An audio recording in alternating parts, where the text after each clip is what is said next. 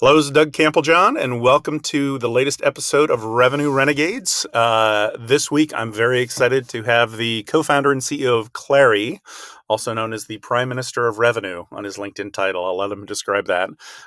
Andy Byrne. Well, hold on, Doug. Marketing made me do that one, by the way. So, but we're having some fun with that one. It's a good title. I have to admit. I was at Sundance this year, and there's a great documentary coming out about the Prime Minister of New Zealand, or the former Prime Minister of New Zealand. So, I just don't want people to be confused when the documentary comes out and says Prime Minister that they're thinking of you. So, gotcha. Welcome to the show. So, I don't know if we can fit this in an hour. There's so much that I think we could talk about here, but why don't we start off with the founding story of Clari? Because as a fellow entrepreneur, I love where did the idea come from, and how did this get to be? Yeah, sure. One word that started the company starts with a P. You want to guess, Doug? What's the word? Are we talking about a person or an idea? No, it's actually a verb. Pain.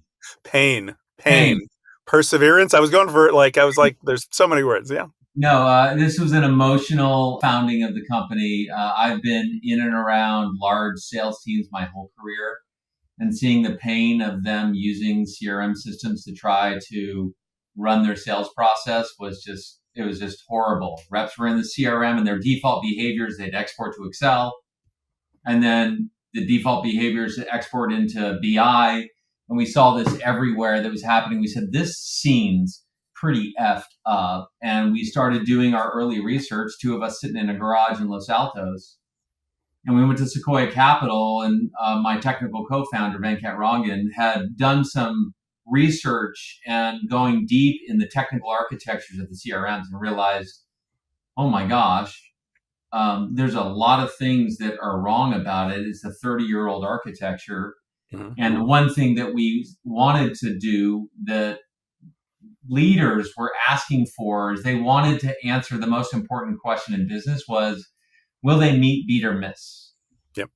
At the rep level, at a deal level, at the company level, current quarter, next quarter, et cetera. And we realized that the CRM architecture was not doing historical snapshotting at scale. And if you can't do that, you can't track the history at scale. And if you can't track history, you can't predict the future. So we took that idea to Sequoia. Doug Leone and Jim Getz were thumbs up, let's go, right? It's the fourth company we've done with them. And we then started building. And where the likes of Salesforce saw a lot of failure, we started to see a lot of success. Reps were closing deals faster. Managers were driving more revenue. Execs were boosting the predictability and the accuracy of their forecasts. And we started to see this movement around what at that time they called it predictive sales management. That's what we called the solution.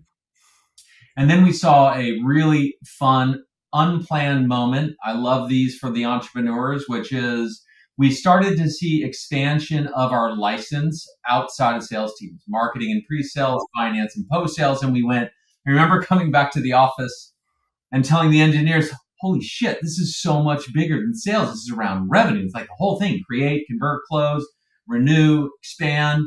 And so we reframed the company. We went to the website, changed the website. We called it Revenue Operations. And then the category started to evolve and take off. We started, of course, marketing it everywhere. And I remember going to all of the competitors and saying, hey, stop calling it sales.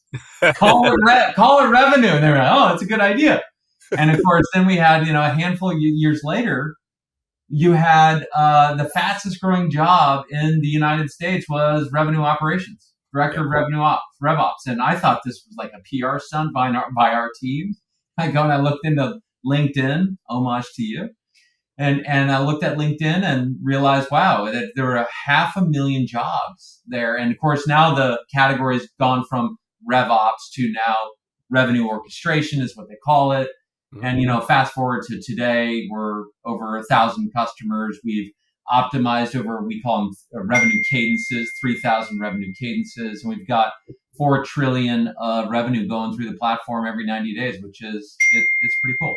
That's insane. Yeah. That's wild. So tell me about the early days of growth. You know, how did you kind of get that early momentum, and when did you really know you were onto something? Well, it's when we started getting invited to sales kickoffs. Hmm. And when the first thing we built was a really beautiful mobile app. And it's so funny. I remember the day we were going to release the app, we got on the to TechCrunch stage, and it was the same day that Benioff held up Salesforce One Mobile. Oh, wow. And I thought, oh my God, we're screwed. Yeah. And I went to the board and they know you're fine, your early days, we're exploring. And anyway, well, they fell in love with our app, and our app got, viral. And we knew we were onto something when we were being asked to doing keynotes at these, they weren't big sales kickoff stuff, right? They were like, hey, there's 100 sales reps or 250 sales reps. But at that time we thought, oh my gosh, we're standing on stage in front of 150 people. This is cool. Right. And we would make them download the app right there, and we'd showcase, and I demonstrated so that's when we thought, okay, something is interesting here. And then the second piece was when we started to get kind of a gravitational pull up market. Large enterprises were actually wanting to deploy, not small, classic startup go to market where you want to kind of go after, a tiny set of use cases on SMB footprints. It was just really fun to see the large enterprise wanted to deploy Clari wall to wall. So that was, call it year 3 and year 4. It took us about 18 months to frankly get the whole product built and to make it scale in large enterprise at that point. So that was the early wins. That must be so gratifying to be like pulled in by your customers to say, can you present your, Yeah. basically give an advertorial for your Yeah. product in front of their sales team. And Yeah. that definitely is a leading indicator. So let's talk about the category. You mentioned revenue orchestration, building a category is no small feat, right? So what were kind of those moments when you're like, hey, listen, we want to kind of create a category or work with others to create a category rather than trying to fit into something that exists already? Yeah, you can't have a category of one. We looked at all of the different dimensions of the MQs and the Forrester waves, and we obviously, as entrepreneurs, you study that a lot. What happened is I actually was going to our competitors, and I would say to them, "You guys, you're not framing it upright." I mean, I literally went to all of them, and we'd have these just adult conversations of, "Hey, we're trying to." Kill each other in market, but let's think about what are your customers saying? Are they saying the same thing? So that was point 1. So had to do that work.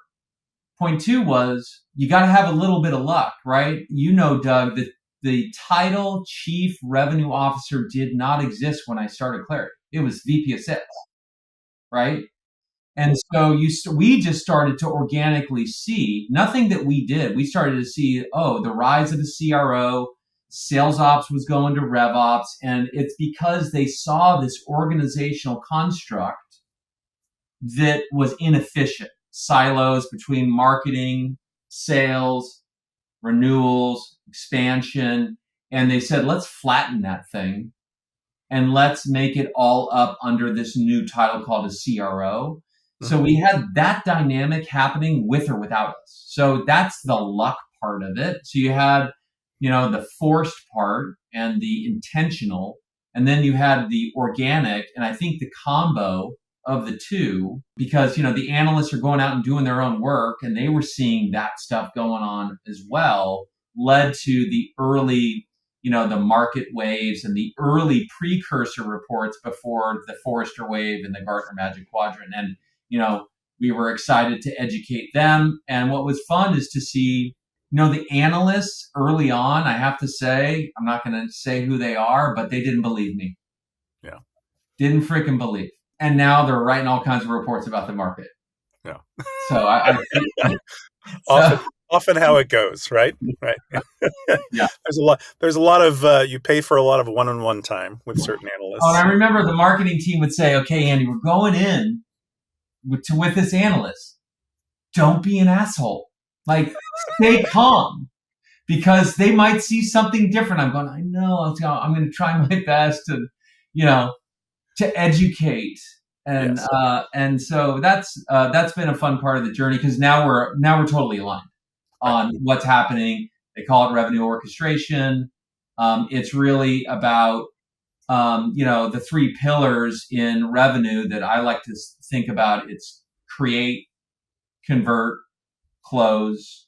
Mm. And why do we use the word orchestration? It's orchestrating the tasks and actions for the individual, and it's not just the seller, although the seller is arguably the most important in that frontline context, but it's the entire symphony or the entire team, right? Because if you think about rep, first line, second line, third line, all the way up to the CRO, and Clari's used in all the boardrooms, right, to talk about and predict where we're going to land.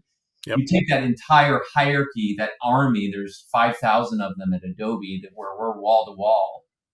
And then they run all these different cadences: new logo, renewal, expansion, channel, consumption, right? Think about this visual rubric by segment, by product line, by geo, right? It gets really complicated. And so you have to orchestrate all of that. So there's action, atomic unit action orchestration.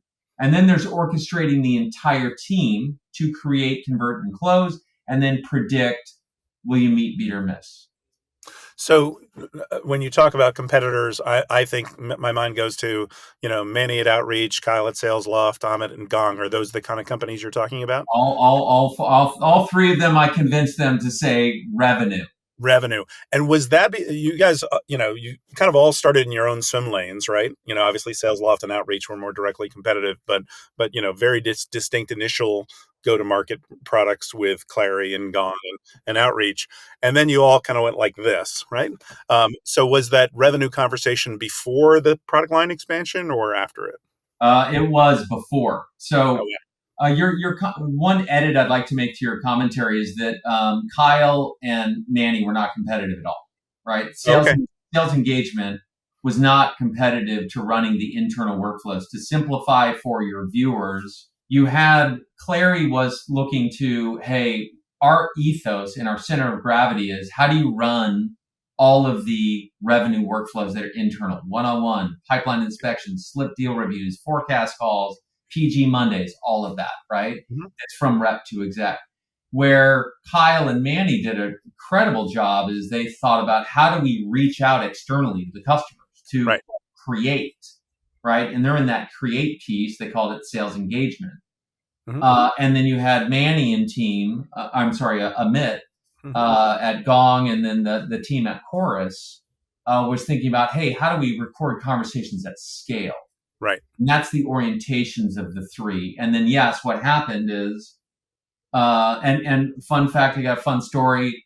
Me, Amit, Manny were talking about, hey, how do we work together to make this market bigger, Mhm. right? And how do we partner together? And then, of course, business is business. Yeah. And here we all are all competing against each other. That's just that happens. So, but what's fun is that the category is created, it's growing in a big way, and I think the most important thing is who wins on this. Given the competitive dynamic, it's the consumer, the customers are winning, right? So they're going and they're picking full platform, Right. and they are making that decision because it's easier for them to eliminate the rep swivel chair from all these tools, right? They can eliminate the actual administrative burden on, hey, I don't have to administer 3 different systems, right? And then I can reduce my rev tech stack spend. That's the current commercial paradigm that's playing out. And then the real interesting next stage of the race is who is really set up well to usher in the era of what we call generative revenue, right? Of moving from this largely human driven to more agent assisted, heavy and slow to light and fast. And that's the game that's afoot right now. So let's talk a little bit about that. It's a great segue. When did AI really become part of your products, and how has it affected kind of your roadmap so far, and where do you see it going? I love this question because all the people that spray paint that they're an AI company, it just cracks me up. It really does. In year two is when we actually started predicting the future in year two, right? So, and as I mentioned in the beginning of our time together, is that we built this scalable time series architecture across structured data, and then you can append any unstructured data to Hmm. that platform.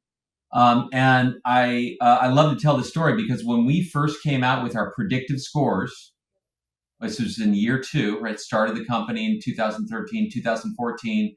We started going, okay, we're deploying and we're going, hey, we're actually predicting, are you going to meet, beat, or miss?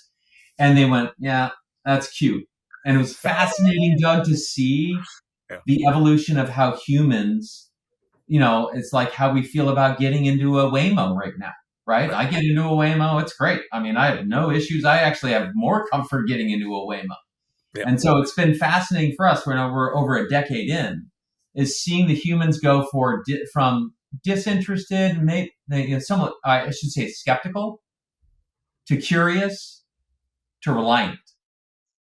And so to answer your question about when did we start doing AI, year two, it wasn't generative. No one was thinking about generative, right? But we got lucky because we built this really interesting data store that allows the LLMs to take advantage of what we've built from the very beginning, which we think gives us a good shot of doing some really powerful things as we go from assist to automate to agentic. Yeah, I think if you recall my last company, Flip Top, we were doing it Oh, yeah. wasn't cool to call it AI then. It was, we were calling it machine learning. And it was fascinating to talk to heads of sales who would be, who came in with that sense of, my gut is much better than anything your software can do, right? And the minute that, I think the challenge is, I have a phrase I use of happiness is reality minus expectations, which applies here, which is if you went in and suddenly said, hey, that's going to be an A quality deal, and it didn't close, or suddenly a D quality deal did close, then suddenly people were like, see, I told you, my gut's much better than you. So I think it is that thing that over time, it's nothing is going to be perfect, but this is going to really be a something you rely on, as you said, in the boardroom and in your forecasting process. I just got off three calls today with three large investors who they're in the board meetings and they're saying, Clari is the main application that they're using because they're saying how much pipeline have we created? How much are we going to create at the end? Where do we see the current quarter landing next quarter? Then they say, wait, can we see the mix? Can you flip it by product, by segment, by geo? And can we understand and where do we have gaps? And to see the CRO just not have to go to the appendix in slide 175, Right, right. right? And it's real data. I think that's where our strength has been is that strategic apparatus to run revenue, if that makes sense. Absolutely. Now you've got, I mean, you mentioned this earlier, you've got a staggering amount of revenue, $4 trillion plus that your customers are managing. I would imagine, for as many customers you have, thousands, you probably have some equal or greater number of different sales motions or different kind of, pipeline structures and things like that. How do you ensure that this is a piece of software, right, as opposed to a consulting project each time? So we learned a ton about all of the cadences. I've said this before. There's over 3,000 now. I think it's like 3,500. And when I say a cadence for the audience, it's you're running current quarter, next quarter, new logo. Uh-huh. You got your renewals team. You got you have an expansion motion channel consumption at their half. In the medical devices, they got a capital motion, they got a clinical motion, right? Mm. So there's various ways and different verticals in which we see them going to market. And yes, we've had to learn as we go about all of these different revenue cadences. And so, how you bring it down into the application layer is really important. And what's been fun is that we now have this expertise, and we're bringing that expertise down into the application layer, Hmm. right? And if I was to give you one word, it's now a guided experience, right? So I think what you're going to see happen is in our world, in our category, and I think in most software that's built, it's very fragmented, right? And Right. why did Pendo and WalkMe and all these other companies that are saying, "Hey, here's how you're going to use the software," and they had to go point them to that bar and this bar and that button. That fragmented system is now going. We unify. There's a lot of consolidation in the space. So you went from fragmented to unified to guided. And I think we're in this state where everyone's trying to show a really nice, lovely human guided system to then an assisted system that's doing a lot of generative AI to then a more agent approach. And then that leads into agentic, which everyone's super excited about. So let's talk about that and kind of the future of Clari for a moment. Again, it was all LLMs, recently, and it obviously still is, but now it seems to be agents, agents, agents. What are your thoughts on kind of the current buzzword, and how does that fit into your roadmap? Yeah, I think that the world is going to see a lot of agent failure. Yeah. Is my first answer. Why do I say that? If I think about all the work we've done, I mean, recently this week I met with ADP, Sodexo, Okta, Palo Alto Networks, Adobe, and the continual learning. So, like, one big learning is that the CRO and the CIO are having a handshake right now Hmm. in a big way. Like, CIO is going, wait, because I'll give you two different stories. The CRO is saying, I need to drive discipline, accountability, reliability, behavior change across thousands of people. I'm trying to get them do these things at this point, right? That will lead to that outcome. Everybody go do that, right? And that's process methodology. There's TAS, strategic selling, and MedPick and all that, right? Right. Okay, that's CRO. If they can do repeatability, they're going to get to their outcome and exceed their potential. The CIO is going, I got this generative AI and all of this metadata that I want to get access to, right? And they're saying, how do I get a platform where I can help? And where's the lowest hanging fruit? And they look at all their business processes and they go, lowest hanging fruit is in revenue, where they can actually make a difference. So the CIO is having the handshake with the CRO right now in a big way, and we're spending more time with CIOs, and probably more time with them than we are with the CROs in a lot of our deals. It's Wow. fascinating. Early days, Doug, CIO didn't even know we existed. Right. Right. So it's becoming a big concern because a lot of money in generative AI budgets. Where do they want to point the generative AI gun? Oh man, that revenue stuff looks great. Can we help create, convert, and close? So we see that dynamic happening right now. The key is, can you solve for both executives, right? Hmm. Because they have different requirements. One is more process, people, delight the user. The other is security and flexibility and bring my own models and leverage my own data. So that's the courtside seats that's happening inside the customer accounts. Interesting. And just talking about kind of bridging the gap, you talked early on about kind of when Clari kind of jumped out from sales and suddenly you were seeing marketing and other teams get involved. How are you seeing kind of Clari as a point that's bringing these silos together? Well, you just see it in the NPS scores. We see it in the CSAT scores of the users that are actually sending them. They're not salespeople, right? They're different people in the organization. The anybody that has a action that is going to help a deal close is a revenue critical employee, right? So this notion of revenue is so much bigger than just sales teams, right? We have got lots of companies where all of the product managers are in the platform. We've got companies where finance and supply chain are in the platform. Why? Because they need to see the predictions because they have to do demand planning, right? Where we're seeing a lot of that happen. So to answer your question directly, it's in the user data that comes through, right? Got it. And it's also in, we come in and we're looking at here's how you're using the product today, and they're actually coming to us and saying, yeah, but we'd like to use it this way or that way, and we went, oh, okay, we hadn't thought about that. And so if you were to ask, hey, where are we innovating a lot, and where we probably, 2 years ago we got a lot of low marks from the customer on this front is self-service. As a startup, you're like admin later, features first. Right. And we've made some great ground in just allowing them to create their own views, create their own workflows, publish them and test them, and then scale them out to different revenue critical users. And so, what are they doing? Under the hood for the audience, this is where I think I want to go back to the comment of, I think there's going to be a lot of agentic failure or failure of agents. We're going to see that. All of these companies that I mentioned that were on my calendar, what are they trying to do? They want to figure out who does what when that leads to what outcome, right? What is Elon and Tesla doing when we get in the cars?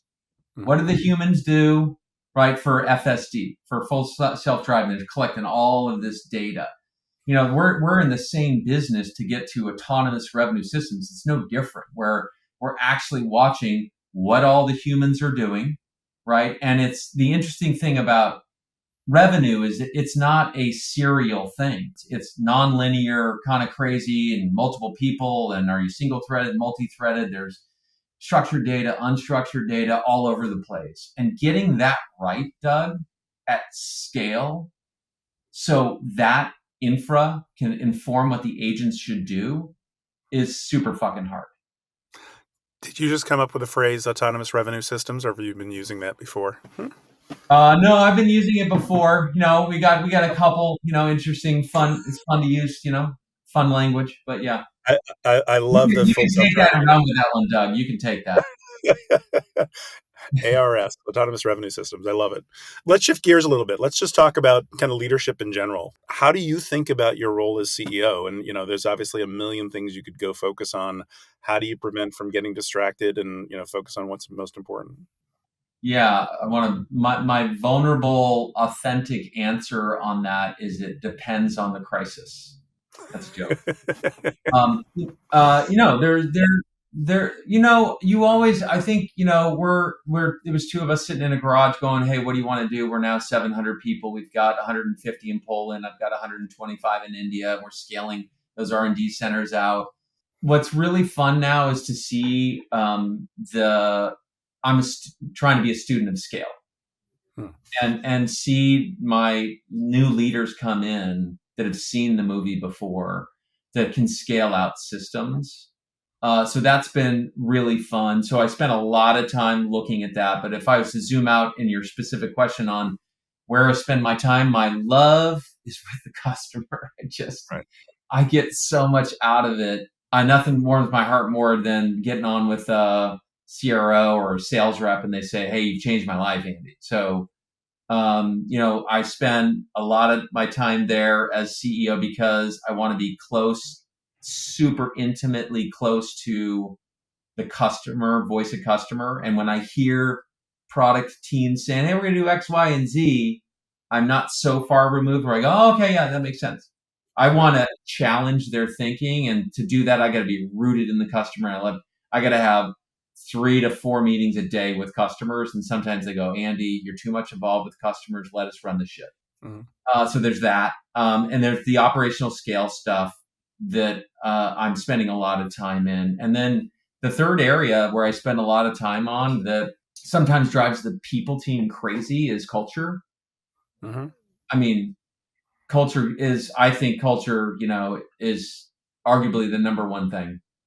And I've really, really worked my ass off to try to make sure that, every Clarion can realize their fullest potential. And that's a no bullshit line. And it's a lot of work, especially when, you're across a 13-year horizon, right? It's been my life's work. It's not been all up and to the right. We've had tough times, and trying to lead with authenticity and purpose. And one of the framings I now teach younger leaders is the polarities. You studied the management concept on polarities. I'm not sure I have. Yeah. Okay, so polarity is, when you as a leader, and Martin Luther King is the best at this, by the way. If you read his speech, "I Have a Dream" speech, and you just go look at the text, it's like brilliant. Where you're with employees that are going through a challenging time with a customer, or maybe you didn't make the quarter, and you're trying to help the employees through that. But then, and that's being in the current reality. That's pole one. Pole two is the vision and where we're going. Let's not forget, like, there's so much more to play for. Right. And as a leader, you need to know where you want to be there, because you need to be with them in their grief and help them through it. But you also, you can't be a Debbie Downer. You got to show them, hey, we're going to get through this.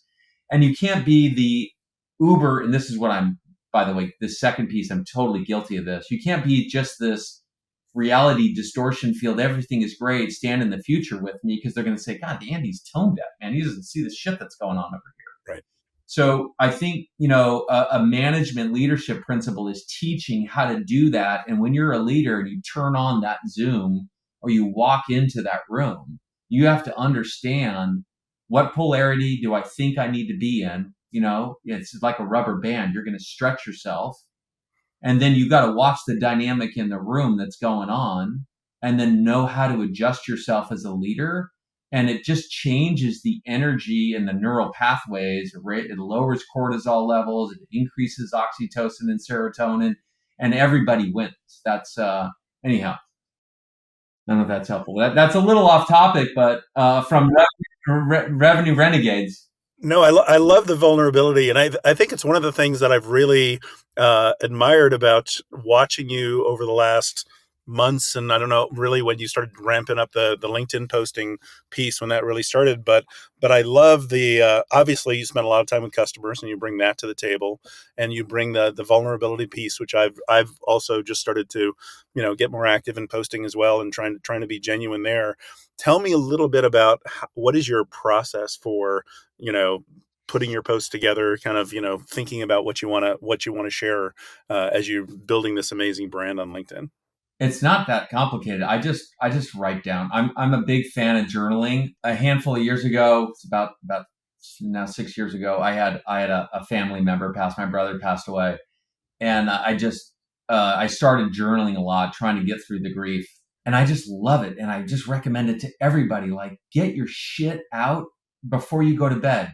And I thought, when I first started doing this, I thought, oh man, it's going to be in my brain, and I'm not going to be able to go to sleep, and I'm just think it's horrible. But it's the exact opposite, Hmm. which people don't understand. I'm trying to teach my boys this. I got a senior in college and a junior in college, and you guys, and they're starting to do this themselves when they go through adversity.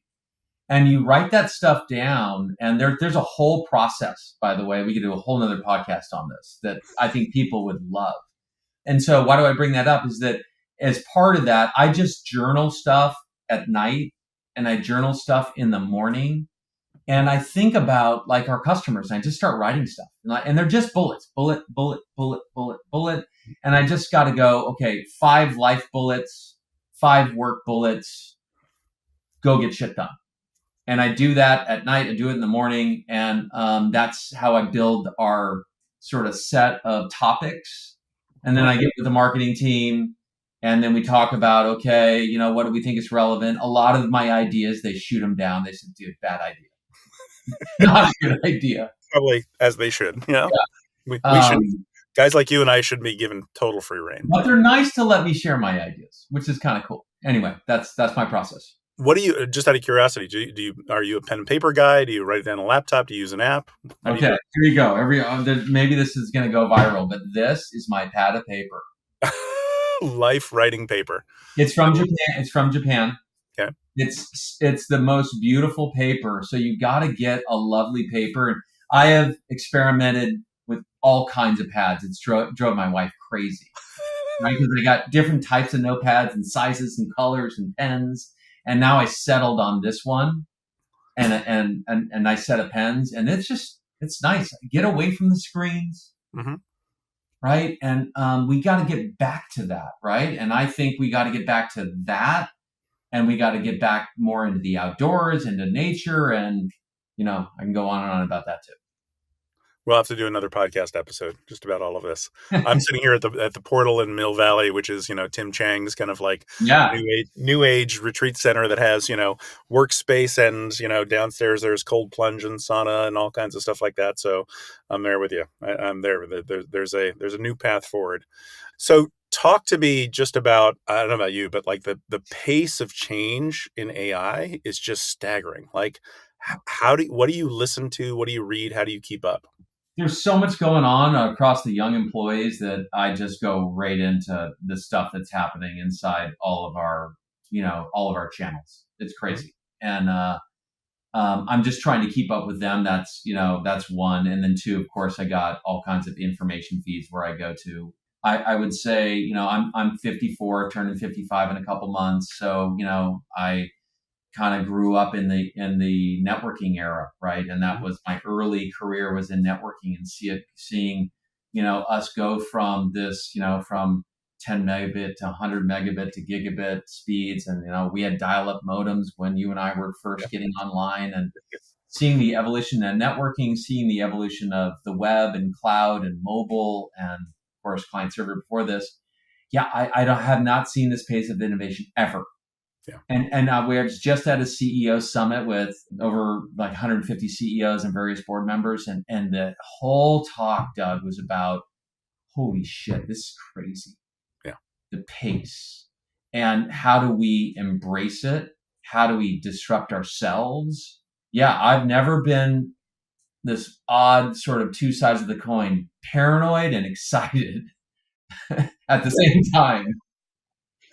It's a great way to put it. I've been in tech a long time as well, and I've never been more excited and never felt like I'm drinking from the fire hose as much as I am right now. Just it is, like hold on to something on the wall and just hope you don't get blown back, and just breathe. Right. I think that one of the lovely things about you and I kind of being in this phase of our life, though, is that we've seen so much of the craziness. So I Yeah. think there's a little bit of perspective where you can be like, okay, I can zoom back a bit and not have to be, focused on every, minute detail around that as this happens. Yeah, yeah, for sure. I mean, let one of my good friends and colleagues, she says, Andy, just got to let life unfold, my man. Just got to Yep. let it unfold, and that's part of it, right? So, you know, and that's the everyone's trying to be success in business, but we also have to be success in life, right? Right. And honestly, you'd rather be successful in life than business because so many people are successful in business, Doug, and they're actually not successful in life, right? And Yeah. so, to your point about details and all that other stuff, and I look at like, in there is a lot of, I do want to acknowledge there's cohorts of employees that had to go through COVID that have Mhm. just a different sort of mental makeup, unfortunately, and we have to acknowledge that and help them get through this. But pad and paper, journaling, outdoors. There's lots to share and coach and lead them through, and in different ways that honestly are almost more traditional. Go back to basics while we have this crazy innovative rate of change happening. I think that's an interesting balance to bring back kind of the old school ways of just being while this craziness is going on, to disconnect from that. And I'm working on that, and that it's hard. It is hard, and one of the gifts I think I was given early in my career is I worked on QuickTime at Apple, and we had this crazy pirate team who was like sleeping underneath our desks and all this stuff in 22 and 23, and then I watched the team be complete zombies for a year afterwards because they had just burned themselves out from these like 100+ hour weeks back to back to back. And I think that you have to have that balance, and I've done in my companies. I'm like, I know this is a startup, but I've always told people I'm at 6 o'clock. I'm going to go home and have dinner with my family. I'm going to actually unplug for a while. If you Yeah. need to reach me, like I'm available these hours. But, as you said, sleep, exercise, all of that stuff is so important because this is a marathon, not a sprint. Yeah. And I think for the leaders who are listening to this, it's really, do you really know deeply what the dream of your direct reports are? Do you know the dream? I'd be like, do Mm. you really ask like the deep questions about what they care about? And each one of them is different. And if you don't go to that depth, then you're not going to help them with their career path. They're going to feel a little lost. And I do think if you go to a level of depth that is both work, career dream, life dream, and you do cross over into that area, a lot of maybe people, managers or leaders would say, careful, let's just focus on the career.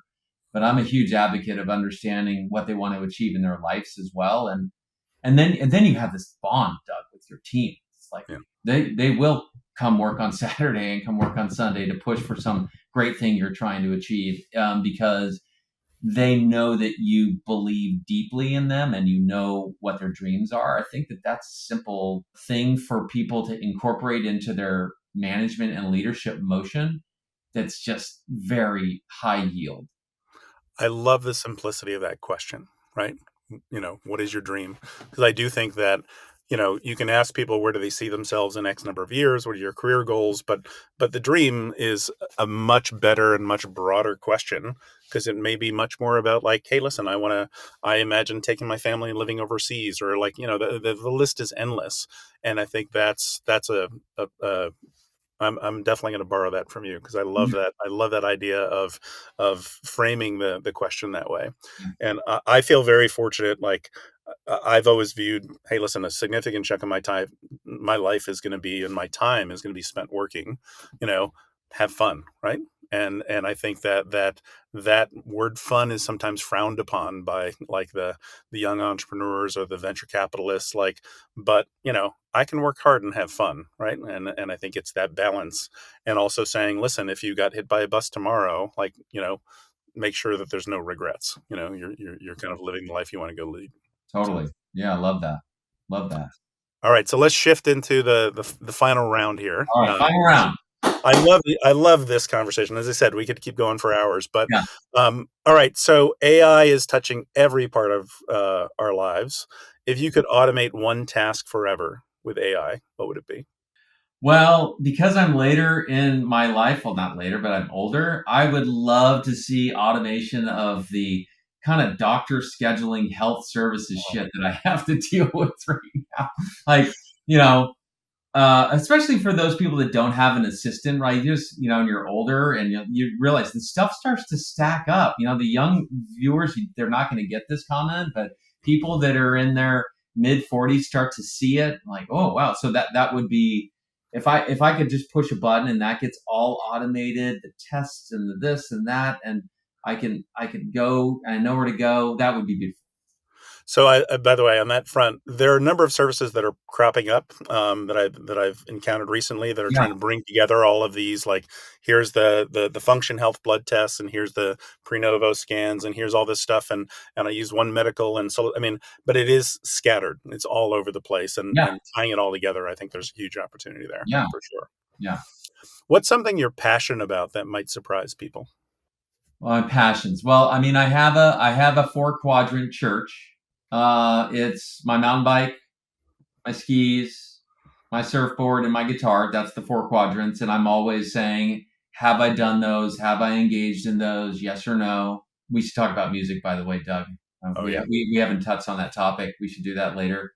Yeah, it's really those four. But if the surprise stuff, I think is I think it's not a surprise anymore. But I'm really diving into a lot of the mindfulness, spiritual intelligence stuff that I think is it's untapped knowledge that I think is great, from gratitude to journaling to affirmation to qigong, meditation work, breathing work. There's just like a whole universe out there for us to explore. And I think I'm a better person. I think my family has seen that I'm better just exploring all this stuff. So that's probably something that people don't know about me. You and I just sound like a couple of California hippies out here, to the folks in the rest of the country. But I'm with you the whole way. I mean, I think that in the midst of turbulent, uncertain times and sometimes dark times, I think that there's a lot of hope for where all of this spirituality and exploration stuff is going, and I'm really excited about what the next few years are going to bring. Yeah, for sure. Can I make one comment on the Yeah. spiritual California kind of woo woo thing? Uh-huh. You know, and I use that sentence a lot. Is that where I realized it was an unlock for me was when I was able to tie it to the way the brain works. Hmm. And so for those people that think, hey, this is very California, THC first and then do whatever, you realize that as you dig into the spiritual intelligence stuff and you look at the way the brain works and the psychology of human beings, and you tie it to you can actually function better as a leader, as a father, as a partner, as a son, as a sibling. That's where it really unlocked for me, Doug. And that was super practical and functional in the biology of the brain and the tasks, and then seeing my practice field, which is my workplace, and my personal life sort of kind of open up and blossom, right? There you go. And so I highly recommend that people dig in on that stuff. I agree. I agree. Cool. So what's one thing you can't live without in your daily routine? The big thing I can't live without is my family and my wife. Julie is my therapist and my best friend. 25 years of marriage, and boys we're empty nesting, and like we're living our best life right now. So I'd say that if I was to get super tactical and give you an answer of what I can't live without, I do really love a good sculpin, a good IPA. I just do. I'm Irish, and a good tequila over the rocks is really nice. I can live without them, but that would be a Yeah. bummer. I think we have to incorporate that into our next conversation. That needs to be there for the start. Very good. Uh, and then just finally, how can listeners keep in touch with you and help you on your mission? I'm a LinkedIn guy. They can go onto LinkedIn, follow me on LinkedIn, ask me questions, and I'll do my best to respond and help everybody out. Fantastic. Andy, this has been a fabulous conversation. It's been fun, Doug. We'll keep it going. Thank you all for tuning in. Absolutely. Thanks, bud.